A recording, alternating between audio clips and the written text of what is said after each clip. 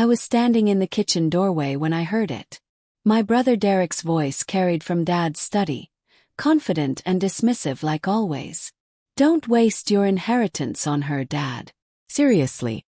Emma will just blow it on some ridiculous art supplies or another failed business idea."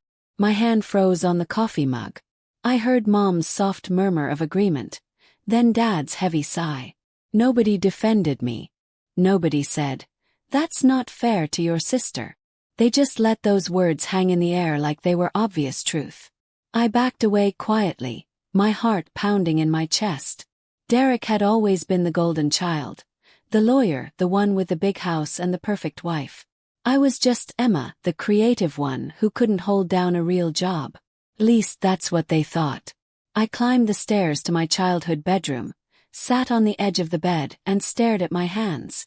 Let them think whatever they want, I decided. Let them make their choices.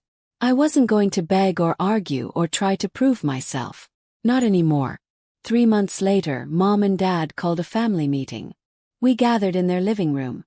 Me on the old floral couch, Derek in Dad's favorite armchair like he already owned the place. Dad cleared his throat and pulled out a blue folder. "Your mother and I have updated our will," he said slowly, avoiding my eyes. "We've decided to leave the house and the majority of our assets to Derek." The words didn't surprise me, but they still stung. Mom reached over and patted my hand. "Honey, you understand, right? Derek has a family to support. He's established. You're still finding yourself." Finding myself. I was 32 years old. I forced a small smile. "I understand," I said quietly. Derek didn't even try to hide his satisfied smirk. "Don't worry, Em. I'll make sure you get something small. Maybe enough for art classes or whatever." I nodded, swallowing the hurt. Nobody asked about my life, my work, my plans. They just assumed I had nothing. I left that afternoon and drove home in silence, my hands tight on the steering wheel. They had no idea what I'd been building. 5 years earlier, I'd been exactly what they thought. Broke, directionless, jumping between freelance design gigs that barely paid rent. I lived in a tiny studio apartment with a mattress on the floor and instant ramen in the cupboard. My parents worried. Derek made jokes. Everyone treated me like a charity case. But something changed when I was 27. I landed a small project designing a logo for a tech startup. They loved my work so much they asked me to design their entire brand identity, then their app interface. They paid me $15,000. More money than I'd ever seen at once. Instead of celebrating, I got curious. I started researching. I taught myself about investing, read every book I could find, watched hundreds of YouTube videos about building wealth. I opened a brokerage account with $5,000 and started small. My first investment was in that same startup. They were preparing for their series of funding, and they offered me equity instead of cash for my next project. Everyone thought I was crazy to accept, but I did. That startup was called Streamify, a video platform for independent creators. Nobody had heard of it then. My friends said I should have taken the cash. Derek laughed when I mentioned it at Christmas dinner. "Equity in a startup? Emma, that's not real money. You got scammed." I just smiled and changed the subject. But I believed in Streamify. I'd worked with the founders for months. I saw their vision, their drive, their potential. So I kept taking equity instead of cash for every project they gave me. I designed their website, their marketing materials, their pitch decks for investors. By the time they launched publicly, I owned 2% of the company. Most people would think 2% sounds tiny. But when Streamify exploded, hitting 10 million users in their first year, that 2% became worth something real. I watched my brokerage account grow from $50,000 to $200,000 to $500,000. I lived in the same tiny apartment. I drove the same beat-up Honda. Told no one. Not my parents, not Derek, not even my closest friends. I just kept working, kept investing, kept learning. While Derek bought his big house and his luxury car, I was building something nobody could see. 3 years after I joined Streamify's team, they got acquired. The news broke on a Tuesday morning. Tech giant acquires Streamify for $1.2 billion. My phone buzzed with the notification while I was grocery shopping. I stood in the cereal aisle, staring at the headline, doing the math in my head. My 2% stake had just become worth $24 million before taxes. $24 million. I put the cereal box back on the shelf and walked out of the store in a daze. I sat in my car for an hour, hands shaking, trying to process what had just happened. The payout would come in stages. Some immediately, some over the next 2 years as earn-out payments. But it was real. It was legally mine. The girl who couldn't hold down a real job was suddenly wealthier than she'd ever dreamed. I drove home and opened my laptop. I had decisions to make. Big ones. But first I did something simple. I ordered Thai food and watched a movie. I didn't call my parents. I didn't post on social media. I just sat with the quiet knowledge that my entire life had changed, and nobody knew.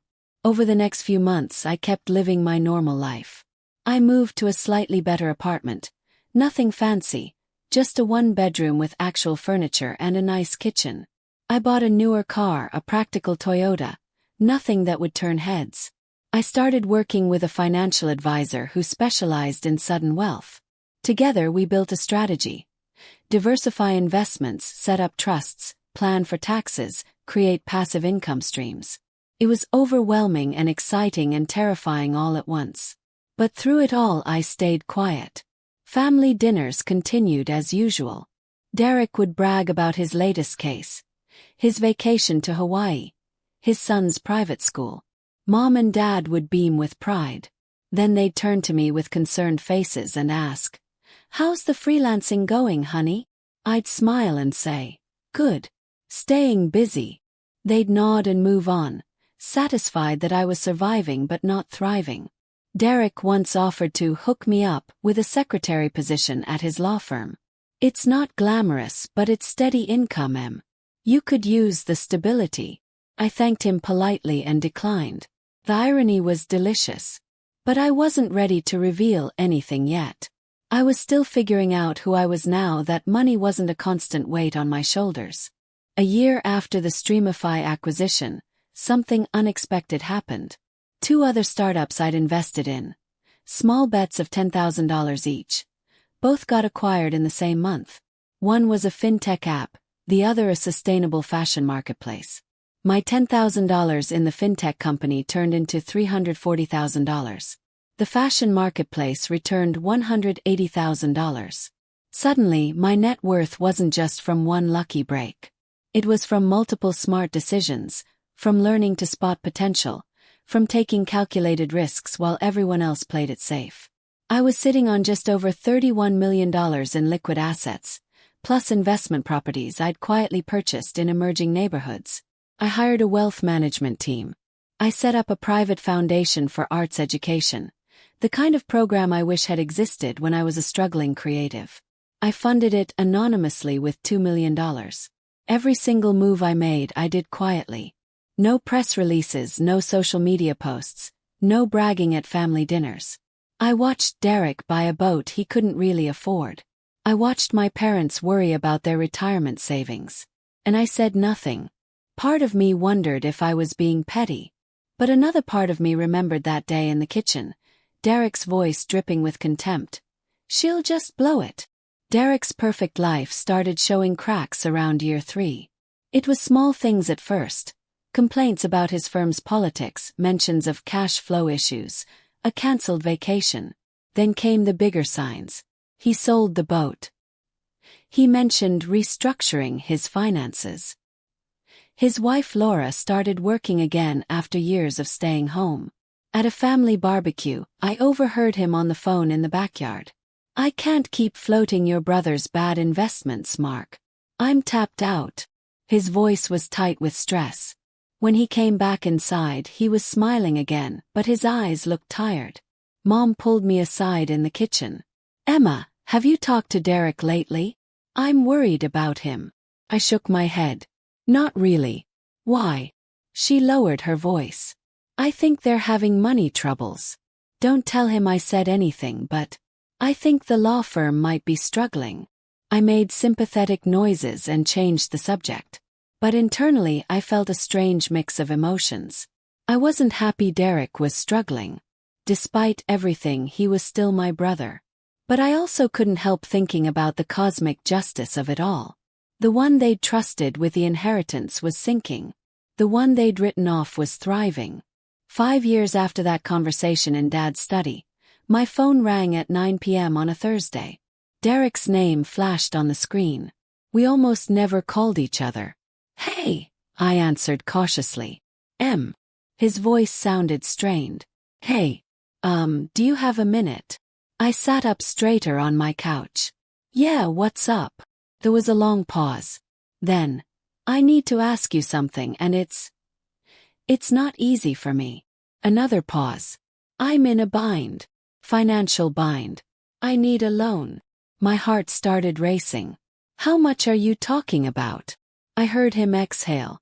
50,000. I know it's a lot. I wouldn't ask if I wasn't desperate. The firm's in trouble and I've got some personal debts they're crushing me. I'm about to lose the house. $50,000. 5 years ago that would have been impossible for me. Now it was pocket change. But I didn't answer right away. I let the silence stretch, remembering that day. Remembering his smirk. Remembering how easily he'd convinced our parents I was worthless. "Emma, you there?" Derek's voice cracked slightly. "I know you probably don't have that kind of money. But maybe you know someone. Or could ask around." I stood up and walked to my apartment window, looking out at the city lights. My mind raced through possible responses. I could just say yes, wire him the money, and never mention anything else. I could say no and hang up. Or I could do something different. Something honest. "Derek," I said slowly, "I need to ask you something first." "Okay," he said warily. "Do you remember what you told Mom and Dad 5 years ago? About the inheritance?" Silence. Then defensive. "What are you talking about?" "You told them not to waste their inheritance on me because I'd just blow it. You said I'd spend it on art supplies and failed business ideas." More silence. I could practically hear him trying to figure out where this was going. Look, I was just trying to be practical. I didn't mean. "I'm not angry," I interrupted. "I just want to know if you remember saying it." He sighed. "Yeah, remember. And I'm sorry if that hurt you, but come on, you have to admit, back then you weren't exactly. Wasn't exactly what? Responsible. Stable. Worth investing in." My voice was calm but firm. "Derek, I heard you that day. I was standing right outside the study." He went quiet. "You heard me." "I heard everything," I continued. "I heard you convince them to cut me out of the will. Heard Mom agree. I heard Dad's sigh of relief because you'd given him permission to write off his daughter." Derek's breathing was heavy on the other end. "Emma, that's not. I was just being honest about the situation. You were struggling. You are struggling. I mean, you're still freelancing, living in that tiny apartment." "Derek," I cut him off, "what if I told you that everything you think you know about my life is wrong?" "What do you mean?" "What if I told you that I'm not struggling? That I haven't been struggling for years?" He laughed, but it sounded nervous. "Come on, you don't have to pretend.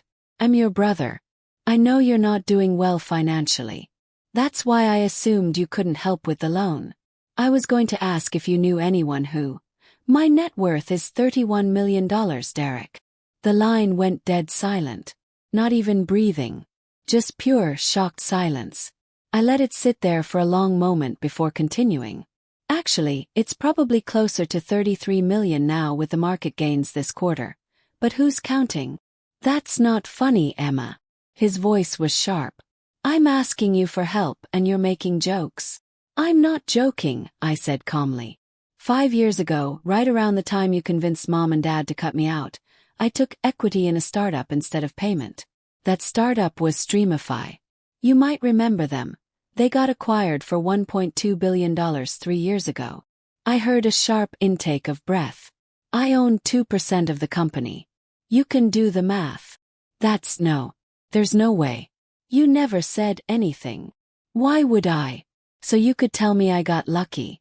So Mom and Dad could suddenly act interested. So everyone could treat me differently. I walked back to my couch and sat down.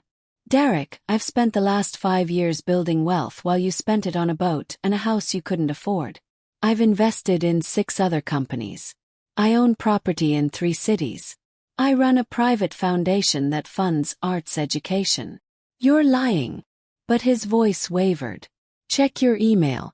I just sent you a screenshot of my main investment account. That doesn't even include the real estate or the foundation assets.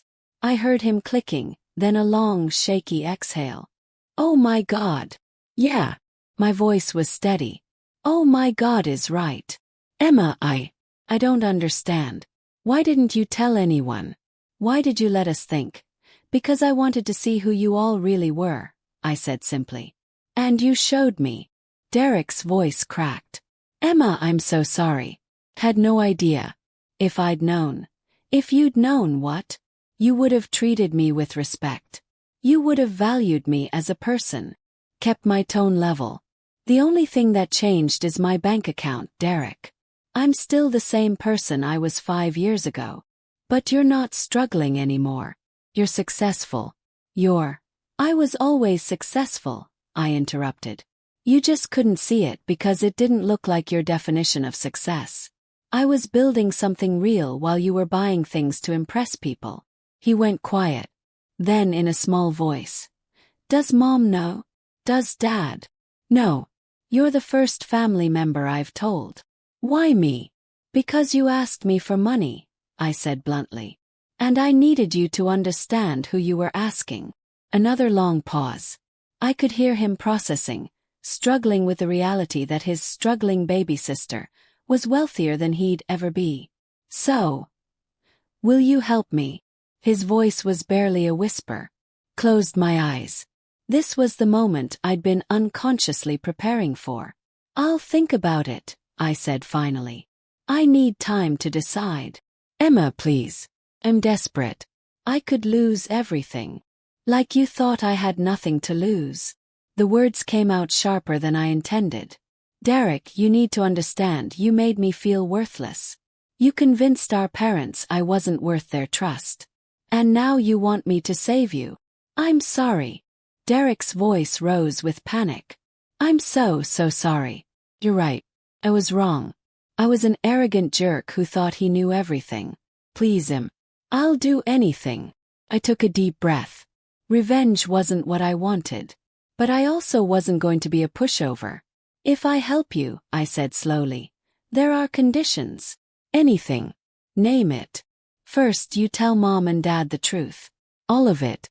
You tell them what you said about me 5 years ago. And you tell them about my actual financial situation. Okay. What else? Second, you get financial counseling. Real counseling from a professional. Not just budgeting apps or quick fixes. You need to understand why you got into this position. Done. What else? Third, this isn't a loan. It's a gift. Because if it's a loan, you'll spend the rest of your life resenting me for having to pay me back. And I don't want that dynamic between us. His voice broke. Emma, that's too much. I can't accept. Those are my terms, Derek. Take them or leave them. Silence. Then quietly. Why would you do this for me after everything? Thought about that.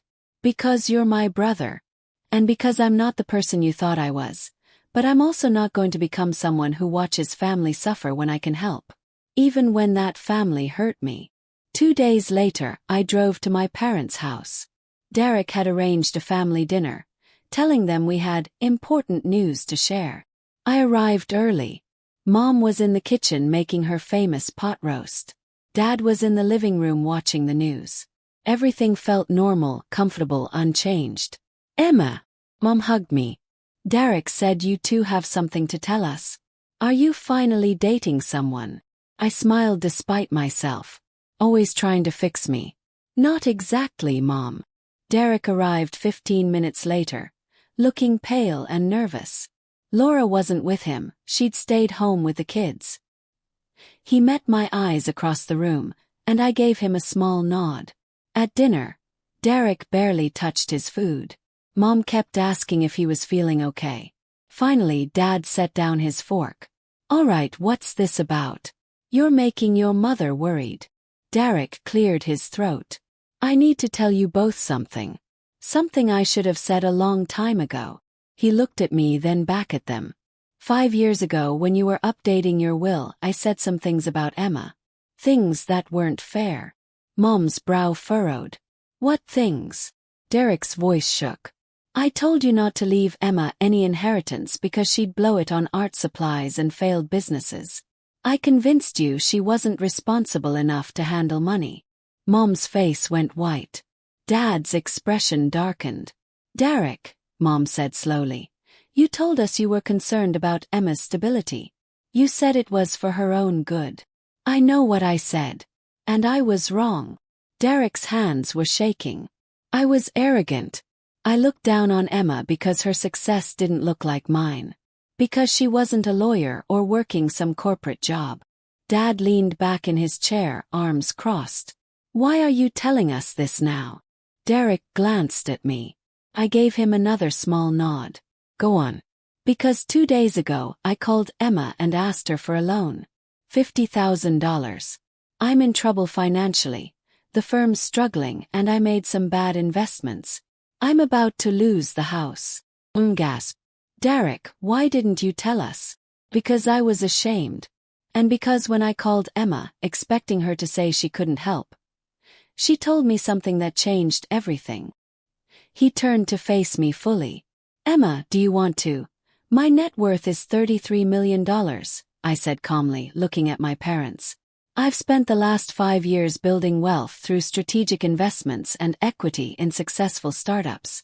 I own property. I run a foundation. And nobody knew because I chose not to tell you. The silence in that room was deafening. Mom's fork clattered onto her plate. Dad just stared at me, mouth slightly open. That's not possible, Dad finally said. Emma, if this is some kind of joke. It's not a joke. I pulled out my phone and showed them the same screenshot I'd sent Derek. This is one of my investment accounts. There are others. Mom reached for the phone with shaking hands. She looked at the numbers, then at me, then back at the numbers. But how? When? Remember when I took equity in that startup instead of payment? Everyone thought I was being foolish. I kept my voice gentle but firm. That startup was Streamify. It got acquired for over $1 billion. I owned 2%. Dad's face went through several emotions. Shock, confusion, disbelief, and finally something that looked like shame. Why didn't you tell us? Because the day you updated the will, I heard what Derek said. I heard you both agree with him.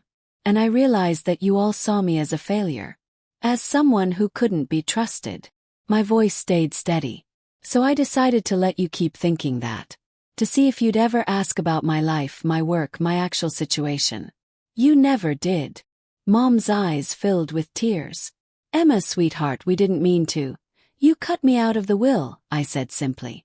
Without ever asking me how I was really doing. Dad stood up abruptly. His chair scraping against the floor. He walked to the window, hands behind his back. Mom was crying softly. Derek sat frozen, staring at his plate.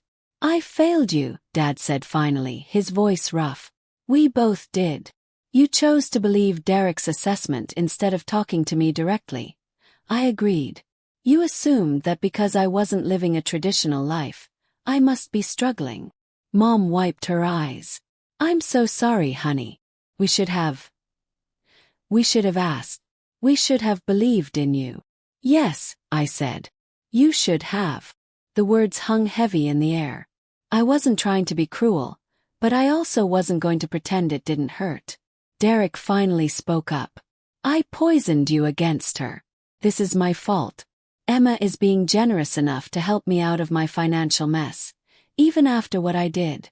She's a better person than I am. I'm not doing it to be better than you, I said quietly. I'm doing it because I choose to be the person I want to be, not the person you all assumed I was. Dad turned back to face us. What can we do? How can we make this right? I thought about that question. You can start by seeing me. Actually seeing me. Not as the struggling artist, not as the one who needs fixing, but as who I actually am. The weeks after that dinner were strange. Mom called me every other day, sometimes just to chat, sometimes to ask questions about my life she'd never bothered with before. Dad sent me an article about successful startup investors with a note. "This made me think of you. Proud of you, honey." Derek started therapy. He also started financial counseling with a professional I recommended. I wired him $60,000, 10 more than he'd asked for, because I knew 50 wouldn't be enough to truly solve his problems. He cried when he saw the transfer. "I don't deserve this," he said when he called to thank me. "Maybe not," I replied honestly. "But I'm not doing this for the you from 5 years ago. I'm doing it for the you who's trying to change now." Laura called me separately to thank me and apologize. Derek told me everything. I'm horrified that he. "Emma, I'm so sorry." "Thank you," I said simply. Their marriage was strained. Money problems do that, but they were working on it. I didn't want their family to fall apart. Despite everything, I didn't want Derek to suffer endlessly. I wanted him to learn and grow. That was the difference between us. He'd wanted me to fail. I wanted him to succeed, just differently. 3 months later, my parents asked to meet with me and Derek at their lawyer's office. "We're updating the will again," Mom explained over the phone. "We want to do it right this time." I almost told them it didn't matter, that I didn't need their money. But I realized this wasn't about the money. It was about them acknowledging my worth. At the lawyer's office, Dad looked older somehow. Tired. "We've restructured everything," he said. "The house and assets will be split equally between you and Derek." He nodded. "Thank you. But more importantly," Mom added, reaching for my hand, "we've set up education funds for Derek's kids. And we've made a significant donation to your foundation in our estate plan." That caught me off guard. You know about the foundation?" "We asked," Dad said simply. "We should have asked 5 years ago. We should have asked 10 years ago. But we're asking now." The lawyer slid papers across the desk. As I scanned them, I saw they'd actually done more than split things equally. They'd set up structures that would benefit my foundation's work. They'd created scholarship funds in my name. They were trying, in their imperfect way, to make amends. "You didn't have to do all this," I said softly. Family dinners became different. Derek was quieter, more thoughtful. He asked about my investments and actually listened to the answers. He'd sold the big house and moved his family into a modest but comfortable home. His law firm was slowly recovering, and he was handling money more carefully. One Sunday, as we cleared dishes, he said, "I think about that phone call a lot. The one where I asked you for money." "Yeah." I handed him a plate to dry. "I was so sure you'd say no. Or that you'd say yes out of pity." He scrubbed the plate carefully. "Finding out you were successful, like really successful, it broke something in me. Made me realize how much I'd been defining my worth by comparison. By being better than Emma. And now," yes, "now I'm trying to figure out who I am when I'm not competing with you." He smiled sadly. "Turns out I'm kind of a mess. But I'm working on it." I bumped his shoulder with mine. "We're all kind of a mess, Derek. You just hid yours behind a fancy house and a boat." He laughed, a real laugh. "Fair point." Mom called from the living room. "Are you two going to take all night? Dad wants to show Emma his new telescope." We exchanged a look. Some things never change. But some things do. 6 months after the family revelation, I did something I'd been avoiding. I went public with my foundation. Well, semi-public. I didn't plaster my face everywhere, but I did agree to a small launch event and a profile in a business magazine. The event was held at a gallery I'd quietly helped fund. Young artists displayed their work, many of them scholarship recipients from my foundation. I stood in the back, watching their faces light up as people admired their paintings and sculptures. Derek came with Laura and the kids. Mom and Dad came. They stood near the front, watching me give a short speech about why arts education mattered. I started this foundation because I remember what it felt like to be told my creativity had no value, I said to the small crowd. I remember being seen as impractical, as someone who'd never contribute anything meaningful.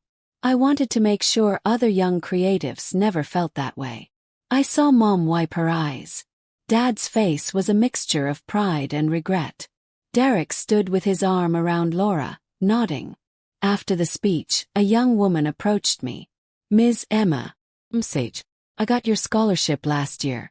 It changed my life. She showed me her portfolio on her phone. Gorgeous illustrations. I'm starting my own design business now. I felt my throat tighten. That's amazing, Sage. I'm so proud of you. The business magazine profile came out the following month. The headline read, "The Silent Investor. How Emma Chen turned startup equity into $30 million plus while everyone underestimated her." The article was fair and accurate. It talked about my early struggles, my calculated risks, my unconventional path to wealth. It mentioned my foundation but focused more on my investment strategy. My phone exploded with messages. Old friends from college. "Is this really you?" Former clients. "We had no idea." People I'd lost touch with. "Can we get coffee?" But the message that mattered most came from Derek. "Read the article. You're badass. Sorry it took me so long to see it." That evening my parents invited me for dinner. Just the three of us. "We read the article," Mom said as we sat down. "3 times, Dad added. "We're so proud of you, Emma." I could see he meant it.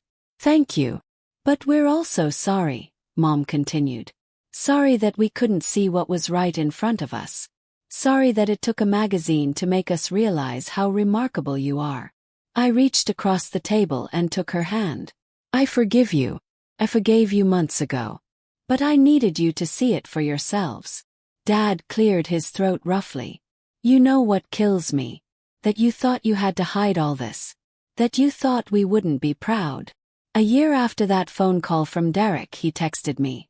"Lunch? My treat." "Well, technically your treat since you're loaded, but I'll pretend." I laughed and agreed. We met at a small Italian place downtown. Derek looked different. Less stressed, more genuine. "I got a promotion," he announced as we sat down.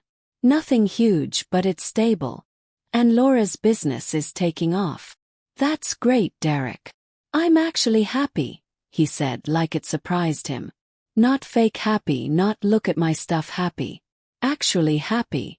We ordered pasta and talked about everything. His kids, my foundation, Mom's new book club, Dad's telescope obsession. Then Derek set down his fork. "I need to tell you something." "Okay." "That day I called you when I was broke and desperate. Part of me hoped you'd say no. That you couldn't help. Because then I could keep believing you were the screw-up and I was the successful one." He met my eyes. "But you didn't say no. You said yes, and you told me the truth. And it destroyed every excuse I'd been making for years." I waited, letting him continue. "You could have been cruel. You could have laughed at me or held it over my head forever.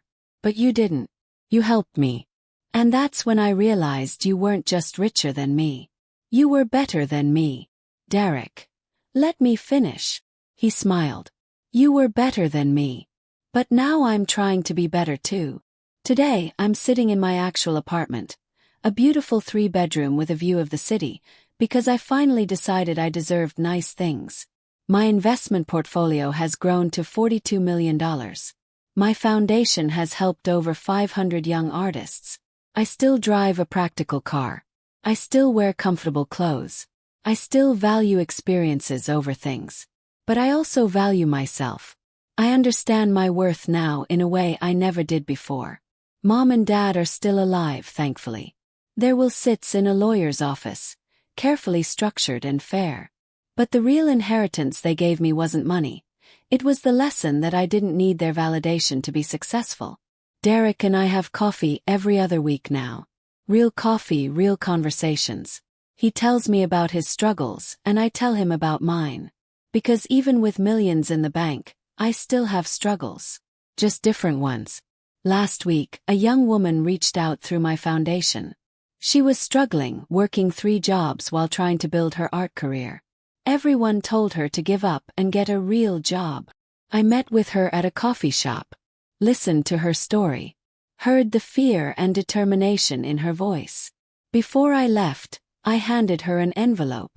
Inside was a $10,000 grant, no strings attached. Keep creating, I told her. Don't let anyone make you feel small. Her eyes filled with tears. How did you know I needed this? Smiled. Because someone once made me feel worthless. And I decided I'd never let anyone else feel that way if I could help it. That's the real story.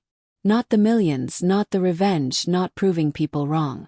It's choosing to be kind even when others weren't kind to you. It's building something meaningful instead of just building wealth. It's understanding that the best inheritance isn't money. It's becoming the person you want to be, regardless of who's watching. And that's worth more than any will could ever hold.